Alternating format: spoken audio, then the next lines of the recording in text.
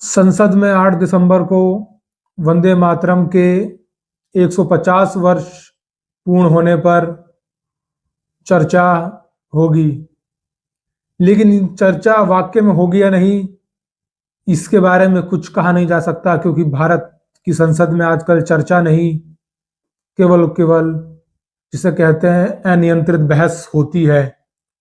वहां तर्क नहीं, वहां केवल हल्ला होता है, क्योंकि संसद बुलाने का जो एकमात्र उद्देश्य बच जाता है कि फॉर्मेलिटी है, संविधान में लिखा है तो संसद का सत्र बुलाना पड़ेगा। अब कौन बैठे इतनी देर, हंगामा करो, बॉयकॉट करो, संसद स्थगित करो और अपने अपने घर जाओ। ठंड में तो वैसे ही गाजर का हलवा पकौड़ी खाओ और मजे से रहो।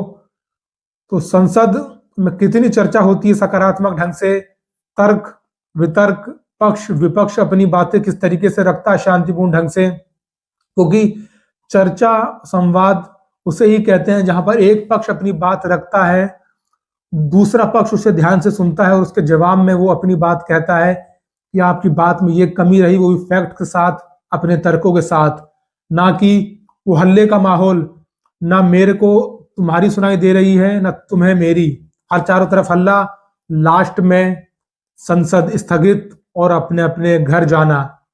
तो चर्चा का कुछ निचोड़ निकलना चाहिए, निष्कर्ष निकलना चाहिए, केवल औपचारिकता नहीं होनी चाहिए। ना विपक्ष हल्ला करे ना सरकार, दोनों सुने और वो उसमें से कुछ निचोड़ निकालें, ना कि सिर्फ अपने लिए पकौड़ी और हलवे का ही इंतजाम करके अपने घर जाएं।